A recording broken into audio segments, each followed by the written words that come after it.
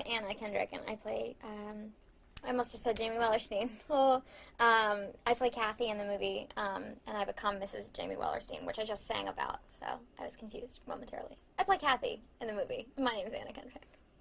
And who's Kathy? Kathy is one of only two characters in the movie, so she's the lady who falls in love with Jamie, the second character in the movie. And she's an aspiring actress when we meet her, and an aspiring actress throughout most of the film, really. She is about 22 and has come to New York, and she works in a bar, and she meets this guy.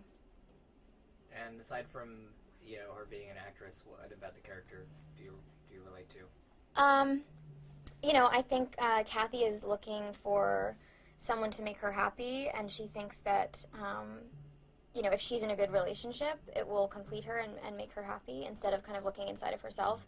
So she is looking in a lot of ways to Jamie to fix the things inside of her that are broken, her insecurity and her doubt. And she can't really find it in herself, and she's obviously very disappointed when she realizes that Jamie and probably no man is really gonna fill this hole that she has.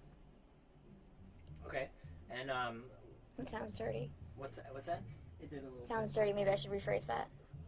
It doesn't sound. I thought you meant that. I can hear the bass playing in the background. That sounds dirty. Oh. Okay, you can rephrase it. I don't know what I said. Yeah, I guess through the course of the movie, she realizes that Jamie is not the answer to her problems, and that probably no guy is going to be the answer to her problems. I don't know if she ever figures it out, but Jamie definitely does not turn out to fix her. So were you familiar with the musical when they approached you about this project? I actually wasn't. I'm a big fan of Jason Robert Brown's work, and Parade is hands down my favorite musical.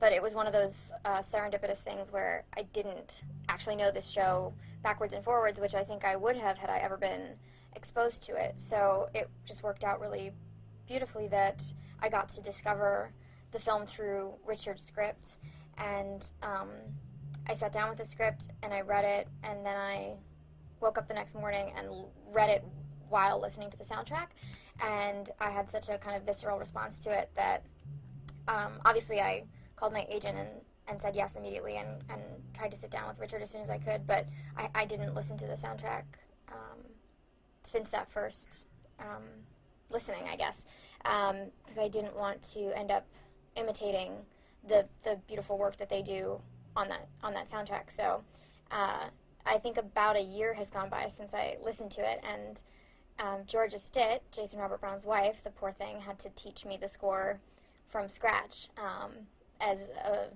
not especially musical person in terms of being able to sight read or anything like that. So she was very patient with me. Yeah, Jeremy was saying that it was, it was really an asset that you were less familiar with the music because it was easier for, he said it was difficult for him to not imitate and to have to force himself not to. So yeah, I mean, I think there's benefits to both ways. He has this music in his blood, and he can work with it and change it, and obviously he's doing that, I'm sure, very, very beautifully. But yeah, I do feel lucky that that's not something I have to worry about. The ownership feeling isn't something that I have to grapple with. And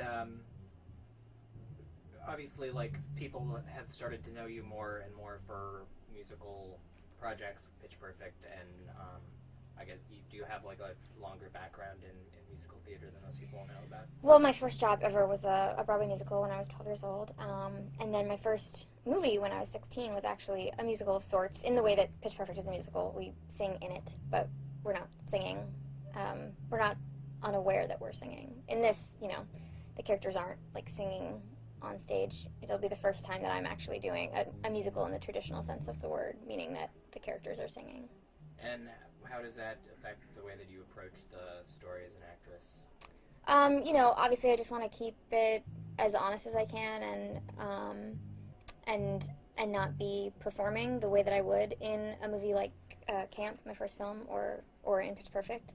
That there's really only one song in it where I'm sort of performing Summer in Ohio for Jamie and trying to make him laugh, and that's really, really fun, but the rest of it is, the challenge is going to be not to perform. Do you have any favorite movie musicals that you've been looking at? Looking at recently? That's a good question. Richard mentioned Umbrellas of Cherbourg as a kind of inspiration, which I have seen, but I'm, definitely going to revisit, knowing that. I don't know. It's difficult to say. This is so kind of small. Obviously, I love musicals like Singing in the Rain, but they wouldn't be something that I would look at for inspiration for this particular film. Maybe things more like Dancer in the Dark, as much of a bummer as that is. But I don't know. It's kind of a weird anti-musical musical, this one. And can you tell me about the storytelling device that's used? Right. I'm telling the story backwards, and Jamie, my boyfriend and husband, is telling the story forwards. And when I say that to people, they always think of a film like Memento, and it's like that in a way, but I always think of it more as like a Benjamin Button, because emotionally, it's like there's this moment where they're completely in sync, and then you realize that it's going to start going the other way again for each character, and it's kind of heartbreaking. But I don't think that it's a dishonest thing, because I'm not sure that the characters are ever totally in the exact same place emotionally in their relationship, except during the proposal and the wedding. I think like real relationships, they are, there's always a little bit of a push and pull for them, even if we were telling the story in a traditional way in real time. So I think it makes the story really dynamic and exciting and raw, but it's not really, it's not like a cheap device. I think it completely works, and it's an honest way to remind people, what each of these characters was thinking at different points in the relationship. Okay. And do you have a favorite song that you're doing in the film? It kind of changes. Right now my favorite song is See I'm Smiling, but I think, by the time that we really start getting it on its feet, it could be something else, and that's the fun of it, is discovering those moments, and I think that's a testament to how layered and complex the emotion of the content is, and that's a testament to Jason's writing, that the thing that grabs you initially is not the same thing that you'll hold on to a month later. That's the great thing about like a lot of Sondheim musicals. You discover different characters that you love and connect with as you revisit the material, and this is exactly the same way, except I'll be living with it for a long time really intensely. So I'm excited to discover new moments as we get it on its feet, I guess. Sorry, I'm bad at this. No, you're not at all. Can you tell me about working with Jeremy so far, and what? Yeah, Jeremy's, this is his wheelhouse, and so it's intimidating, and he's such a strong vocalist. So the first day that we were rehearsing, actually, I came in a little bit early, and we were going through some of my songs, and the room was really great, and it had this great sound, and I was just when I was feeling like, oh, okay, I'm doing good, I'm holding my own, all right. Jeremy arrived and sang his first song, and I was like, damn it. He's so talented, and I'm just kind of trying to keep up. But he's really generous, and he's so kind. It's hard to imagine that he can embody these kind of ambitious, ugly qualities that Jamie has sometimes, and then he's so good at it. He makes me cry. It's great. It is great, I guess. It's fantastic. And what about Richard?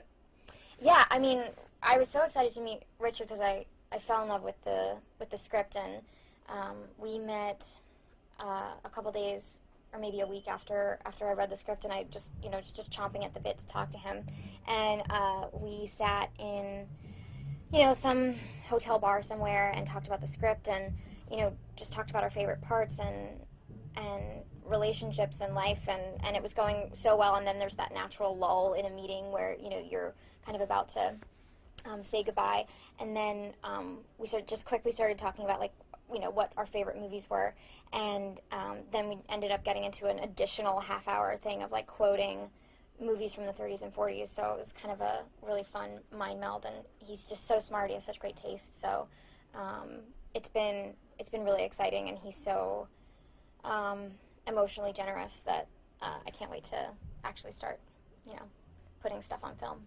Is there anything in particular in the script that you're most excited about especially after doing the rehearsals the last few days? I'm excited to see what it's like to film Jeremy's songs, to listen and be a participant in that way.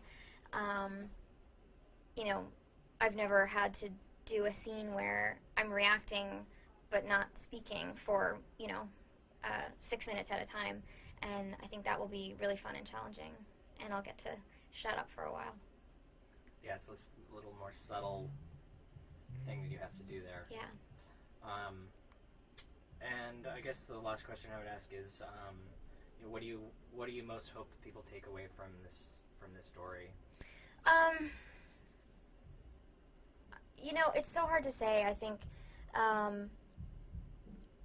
the great thing about the two characters is I think you see a bit of yourself in both characters in different relationships that you have been in, and it kind of forces you to think about the other person's side of things, and forces you to think about what someone else might have been going through. And I think that's a really powerful thing that movies or writing of any kind can do. So that's what I take away from it, and so I guess I hope that's what other people get from it as well.